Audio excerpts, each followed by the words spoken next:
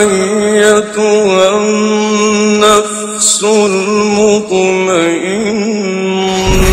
ارجعي إلى ربك راضية مرضية فادخلي في عبادي وادخلي جنتي.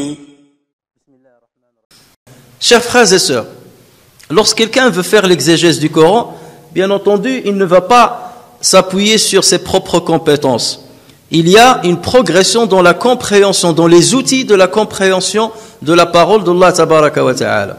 Lorsqu'on veut faire l'exégèse du Coran, on commence d'abord par chercher l'explication du verset qui nous intéresse ou du passage qui nous intéresse dans le Coran lui-même. Et si on ne trouve pas, on passe à un autre stade, c'est de voir est-ce que le prophète sallallahu alayhi wa sallam a expliqué ce verset. Si on ne trouve pas, on passe aux compagnons, parce qu'ils sont les meilleurs qui ont compris la parole d'Allah azza wa jal, parce qu'il a été descendu à leur époque et ils ont fréquenté le prophète sallallahu alayhi wa sallam et ils ont pris leur enseignement du prophète sallallahu alayhi wa sallam, donc ils ont bien entendu la primauté dans ce domaine-là. Si on ne trouve pas, on passe aux successeurs, parce qu'ils ont appris sur les compagnons. Si on ne trouve pas, on revient aux plus grandes références de l'exégèse du Coran, autrement dit des savants qui avaient les outils pour qui permettent de comprendre la parole d'Allah tabaraka wa ta'ala. Les outils notamment linguistiques, parce que le Coran a été descendu avec la langue arabe, et donc dans la langue arabe, il y a énormément de secrets dans sa rhétorique, qui lorsque le musulman ne les comprend pas, ou n'a pas une assiduité dans ce domaine-là, il risque justement de mal comprendre la parole de Allah tabaraka wa ta'ala. Dans le Coran, on trouve par exemple ce qui est exprimé avec concision. Et donc de là, on ne peut pas le comprendre parce qu'il est très concis. Et on trouve de l'autre côté ce qui a été exprimé avec détail. Donc il faut parfois revenir à des versets détaillés pour comprendre les versets qui ont été concis. Il y a dans le Coran des versets qui ont une vocation générale. Et à l'opposé, il y a des versets qui apportent des restrictions. Et si on ne voit pas les versets qui parlent des restrictions, on peut penser que la vocation générale prime. Et on peut parfois prendre des décrets ou déduire des décrets d'une manière générale pour tout le monde, alors qu'on n'a pas vu passer un passage coranique qui va parler de certaines exclusivités. Dans le Coran, il y a des versets qui s'adressent à tout le monde.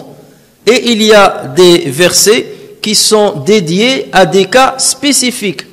Dans le Coran, il y a ce qui est abrogé et ce qui est abrogeant. Dans le Coran, il y a des versets qui ont été révélés dans leur sens propre et des versets qui ont été révélés dans leur sens métaphorique ou bien dans leur sens figuré. Donc si on ne maîtrise pas ces outils-là, on risque de se tromper dans la compréhension du Coran. Et malheureusement, il y a des gens, surtout dans notre époque, certains qui ont commencé à vouloir expliquer le Coran ou certains passages coraniques, ou bien parfois déduire certains décrets, alors qu'ils ont mal compris le Coran lui-même. Ils n'ont pas ces outils-là, ils ne sont pas passés par ces différentes étapes. On va citer quelques exemples de l'exégèse du Coran par le Coran lui-même. Dans un passage, Allah tabaraka wa ta'ala, et là on va parler d'une manière très globale, donner seulement quelques bribes, quelques exemples pour chaque sujet. Il y a parfois certains mots qui sont ambigus, difficiles à comprendre. Et donc leur explication, on peut la trouver dans le Coran lui-même, dans la suite du verset lui-même, ou bien dans un autre passage d'une autre sourate. Parfois tout le passage peut être ambigu, ou bien peut être tellement concis et résumé qu'on ne le comprend pas.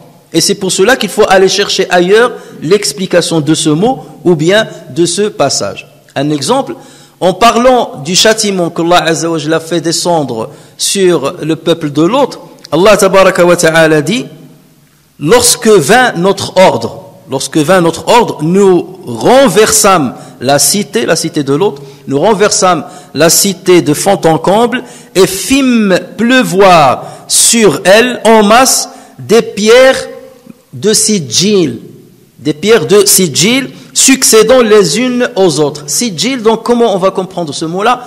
On va trouver un autre passage dans Surat Dhariyat, dans laquelle Allah Azza wa Jal parle des anges qui ont rendu visite à Ibrahim alayhi salam.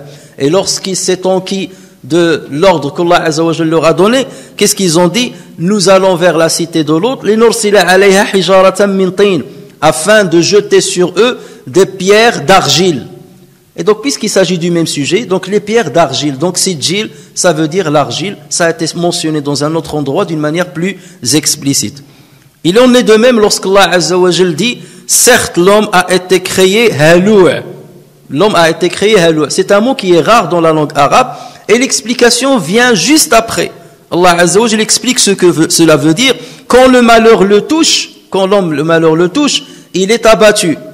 Et quand le bonheur le touche, il est grand refuseur. Il refuse de distribuer le bienfait aux autres, ou de partager le bienfait dont Allah Azza wa Jal l'a doté aux autres.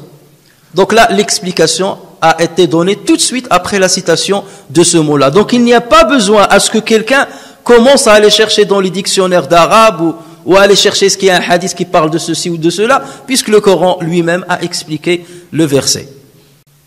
Concernant les passages qui peuvent être ambigus, un exemple, Allah Azza wa Jal, dans Surat Al-Fatiha, dit Ihdina as-sirata al-mustaqim, guide-nous le droit chemin, sirata alladhina an'amta alayhim, le chemin de ceux que tu as comblés de ta miséricorde ou bien de tes bienfaits. Qui sont ces gens-là? La sourate ne l'explique pas. Donc pourquoi? Parce qu'elle a été concise. Et l'explication, on va le trouver dans Surat An-Nisa, lorsqu'Allah tabaraka wa ta'ala dit ceux qui obéissent à Allah et aux messagers, ceux-là seront avec ceux à qui Allah Azza wa Jal a donné ses bienfaits. Parmi, et c'est là où il va détailler qui sont ces gens-là, parmi les prophètes, les véridiques, siddiqin, les martyrs et as-salihun, ça veut dire les pieux. Donc voilà les 4 catégories de ladhina an'ama Allahu alayhim. Un deuxième passage, lorsqu'Allah Azza wa Jal dit dans Surat An-Nisa, ce jour-là, le jour de jugement, ce jour-là, ceux qui n'ont pas cru et ont désobéi aux messagers préféreraient que la terre fût nivelée sur eux, et ils ne sauront cacher à Allah aucune parole. Déjà là, fût nivelée sur eux, c'est une traduction qui donne une explication, ou un versant d'explication. Alors que dans l'arabe, il a dit tusawwa bihimul ard. Nivelée, ça veut dire quoi que la terre soit nivelée sur eux? On trouve la réponse dans Surat Naba. Lorsqu'Allah Azza wa Jal dit des mêmes personnes, wa yaqulu al-kafiru, le mécréant dira, ya laytani kuntu turaba. Hélas pour moi, comme j'aurais aimé n'être que poussière. Ya laytani kuntu turaba. Donc que la terre soit nivelée sur eux, ça veut dire ils espéreront le jour du jugement qu'ils soient restés poussière, de sorte qu'ils soient de la même nature que la terre dans laquelle ils étaient. C'est pour cela que ça veut dire être de la même nature que la terre, ça veut dire être poussière. Regardez un autre exemple, l'imam al-Bukhari rahimahullah, rapporte sur Abdullah ibn Mas'ud qui dit, lorsque ce verset de Surat Al-An'am est descendu, ce verset où Allah Azza wa Jalla dit وَالَّذِينَ آمَنُوا وَلَمْ يَلْبِسُوا إِيمَانَهُمْ بِظُلْمٍ, ceux qui ont cru et qui n'ont pas commis d'injustice à leur égard, à leur propre égard. Ulaika lahumul amn, ceux-là seront en sécurité, wa hum muhtadun, ils seront guidés. Ce verset, lorsqu'il a été révélé, les compagnons l'ont trouvé lourd, très lourd. Ils sont venus voir le prophète sallallahu alayhi wa sallam. Ils lui ont dit, le verset là, il est difficile à supporter parce que qui parmi nous ne commet pas du tort à lui-même? Or le verset, il dit, ceux qui ont cru et n'ont pas commis de tort ou d'injustice à eux-mêmes. Même nous commettons tous du tort à nous-mêmes. Donc ça veut dire que nous ne serons pas en sécurité. Et le prophète sallallahu alayhi wa sallam de répondre, non, ce n'est pas ce que vous avez compris. N'avez-vous pas entendu ce que dit l'Abdus Salih en faisant référence à Luqman? Inna shirka la dhulmun azim. Certes, l'association à Allah est une grande injustice. Ça veut dire que l'injustice que veut dire Dieu dans ce verset-là, c'est l'association d'Allah. Ça veut dire ceux qui ont cru et n'ont pas associé à Dieu une autre divinité, ceux-là seront en sécurité. Regardez, le prophète lui-même, dans ce hadith rapporté par le Bukhari, lui-même a expliqué un verset par un autre verset.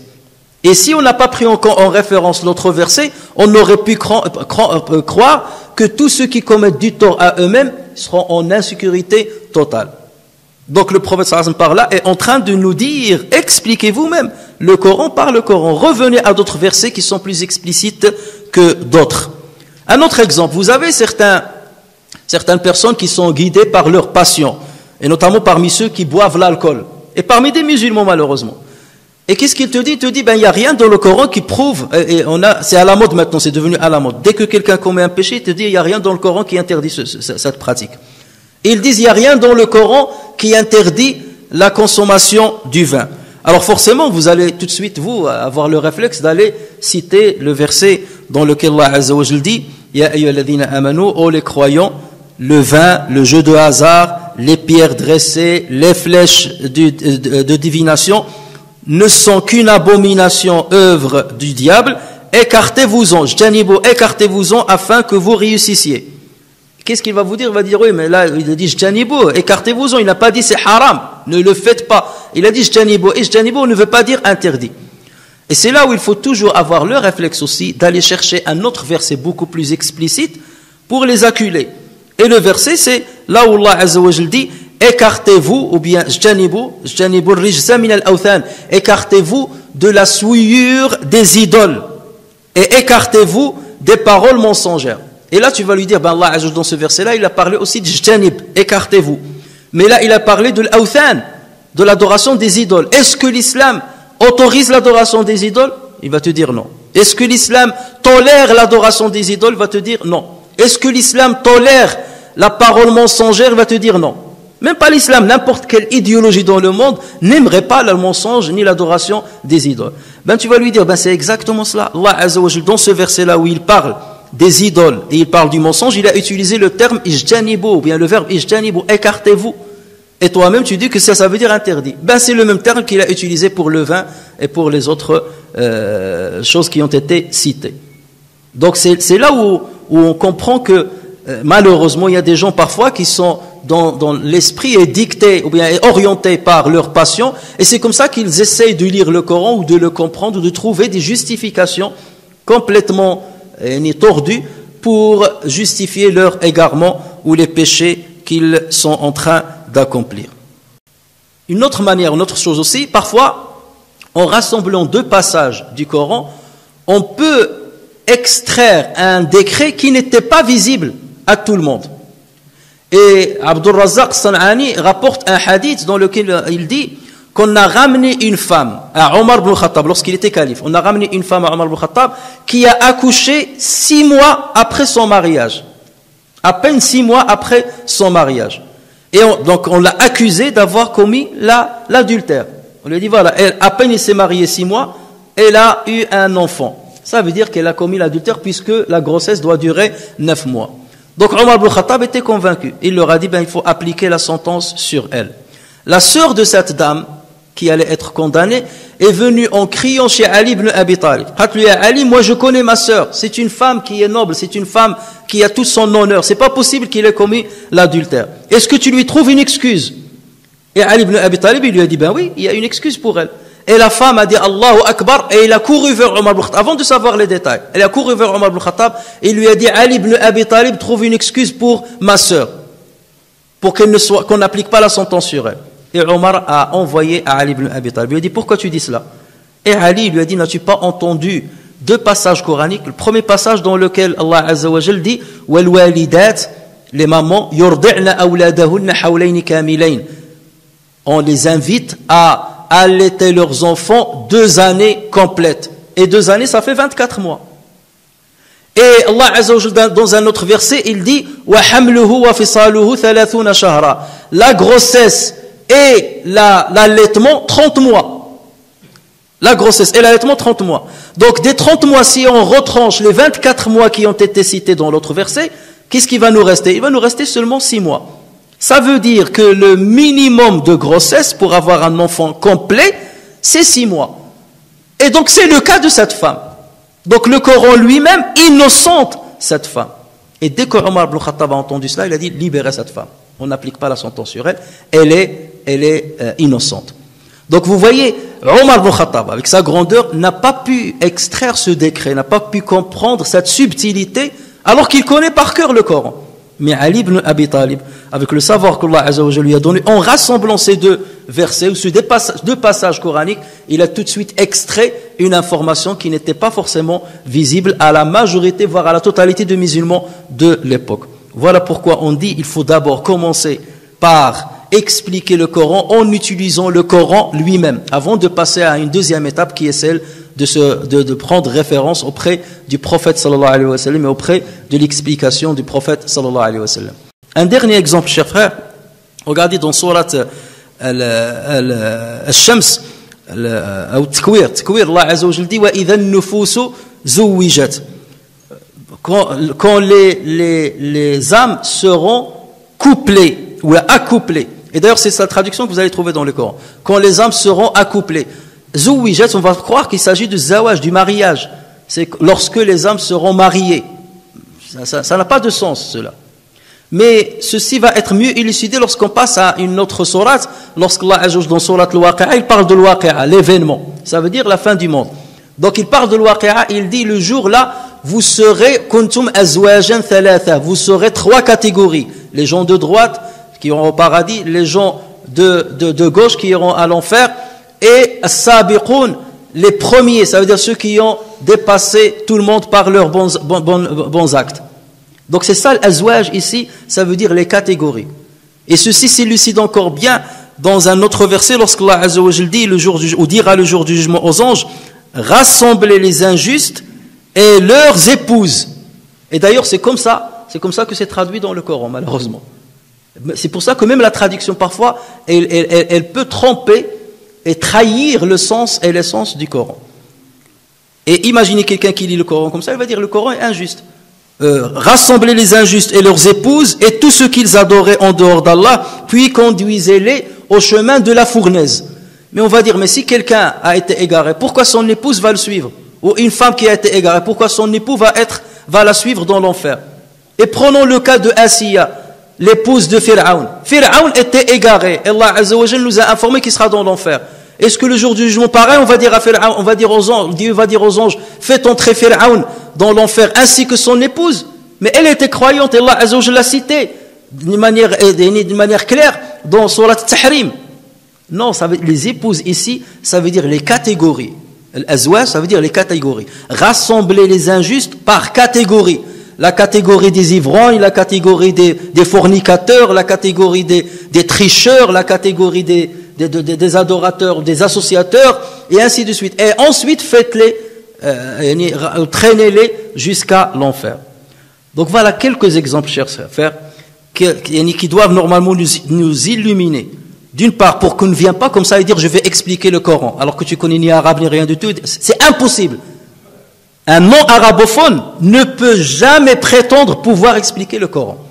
Et si quelqu'un vous le dit, tout de suite vous rejetez tout ce qu'il va vous dire. Avant qu'il ne parle, à peine il te dit j'ai compris un verset, voilà, par moi-même, tu lui dis arrête. Tu connais l'arabe? Non, donc je ne veux même pas t'écouter. On ne va même pas loin. Je ne vais pas loin avec toi. Il faut s'arrêter tout de suite. Ou lorsque tu vois quelqu'un qui, lorsqu'il commence à parler arabe, il commet des erreurs dans le béaba de l'arabe. C'est même pas la peine d'aller loin. Et malheureusement, il y a aujourd'hui des gens qui sont devenus célèbres. J'ai vu des sites internet ou bien des passages de vidéos où tu peux trouver 200 000 likes de certaines personnes qui, soi-disant, expliquent le Coran d'une manière tronquée. Alors que lorsqu'il parle, il se trompe déjà dans la prononciation du verset lui-même. Et il ne sait même pas prononcer le verbe, le sujet, le complément d'objet. Et il commet des erreurs même dans la prononciation d'une phrase. Comment celui-là va s'atteler à expliquer le Coran alors qu'il ne sait même pas parler l'arabe normal? Des gens comme cela, tout de suite, vous voyez cette vidéo-là, ce personnage-là, je ne perds même pas 20 minutes à entendre sa vidéo. Je ne perds pas de mon temps. Mon temps est riche. À la limite, un spécialiste ou un imam va l'écouter pour préserver la communauté de ses sottises. Mais toi, en tant que monsieur tout le monde, tu n'as même pas à l'écouter. Tu jettes, tu supprimes ou tu passes outre et tu ne forward pas ou bien tu ne partages pas cette vidéo à d'autres personnes au risque de les égarer encore plus. Voilà pourquoi il faut qu'on comprenne cette méthodologie dans la compréhension et l'exégèse du Coran pour ne pas tomber dans des travers, parce que c'est comme ça que Shaitan peut égarer des personnes qui peuvent être de bonne foi. Et Shaitan commence à les égarer peu à peu, jusqu'à ce qu'ils arrivent à un certain degré où ils disent des choses qui vont à l'encontre de ce que Dieu veut dire à ses serviteurs. Et ça, c'est la plus grande catastrophe, ou le plus grand péché que peut commettre quelqu'un, c'est d'attribuer à Dieu une signification et à une parole divine qui est différente de ce que Allah Azza wa Jal voulait dire.